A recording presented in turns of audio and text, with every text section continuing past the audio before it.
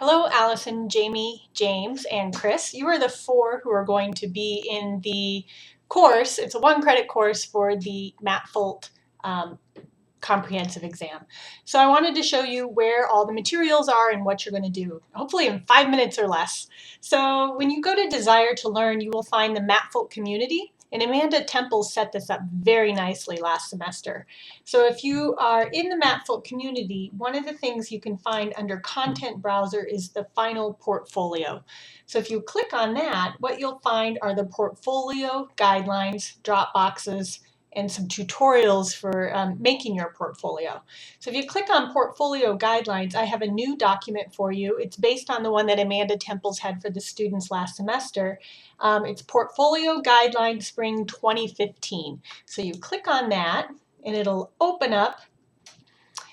And this goes over the portfolio guidelines in terms of what you're going to do. So there are two ways you're going to submit your materials. We have portfolio drop boxes, and you're going to create your materials or revise your already existing materials and put them in those drop boxes. We also are going to have you have those files available to external members of your community.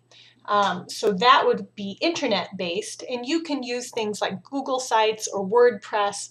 And we also have a D2L e-portfolio that's available to you forever, even after you graduate, and you can send URLs to prospective employers or to your supervisor or sponsor. So those are instructions, and we have tutorials in the tutorial link on how to do that. So what I want to go over are the different components of the portfolio. So we have three overview documents, your CV, some of the evidence that you've already created in FLT, or what was called LLT 807, your teaching philosophy. And also, if you have one, some of the students in the program now, we've updated some of the courses, they're creating teaching videos as well. If you don't have one, you don't have to create one for this, but you can include one if you'd like. We also have technology evidence. This would be coming out of the 881 course with Dustin DeFelice. You have two options for what type of evidence of your technology acumen you want to upload. One of the testing tools you created in 808, and we also have culture evidence that you would include from the class 815. Something that we're doing new this semester is students in the testing class are taking the ACTFL OPI either through the telephone or on the computer. They get a certificate of proficiency when they do that. So if you have one, you can submit that. If you don't, we can waive it. Another thing that you can do to give evidence of your proficiency is the ACTFL has new can-do lists. So it's a self-rated proficiency of what you can do in the language. You could look through that and write up a one-page document about what your proficiency is and add that instead if you don't have the ACTFL OPI certificate.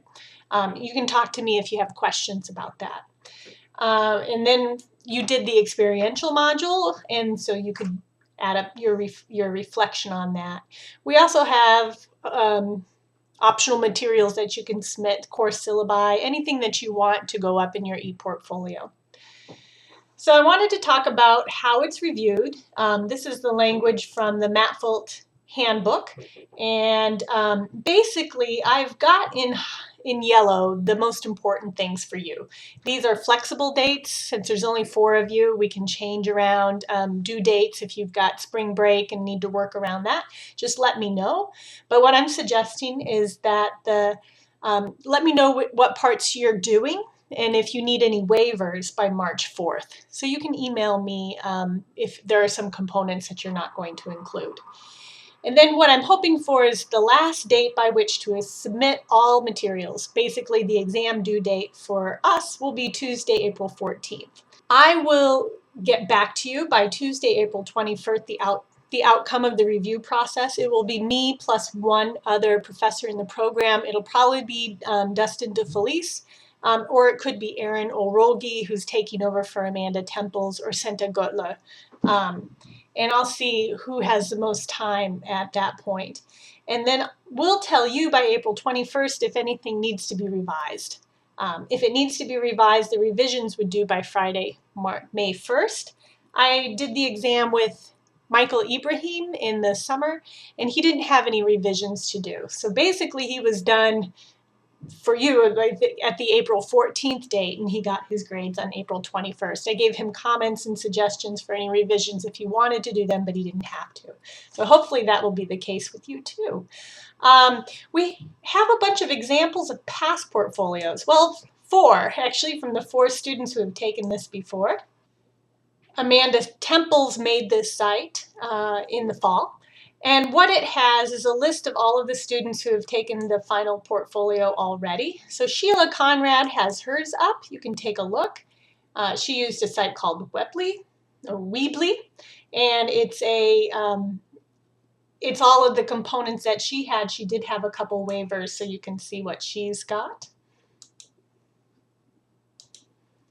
Tiffany Robinson has hers up as well. She used WordPress, which you might be more familiar with. And Marie Smith used the Desire to Learn ePortfolio portal, and it looks very nice too. She could have added pictures if she wanted to, but take a look at all 3 of those. I think they're really good examples. Michael Ibrahim, we didn't require him to put one online. He put components of it online, but not the whole thing. We didn't make that a requirement until this fall when the 3 others did theirs. So feel free to take a look at those and let me know what you think. Let me know if you have any questions, and I'm here to help.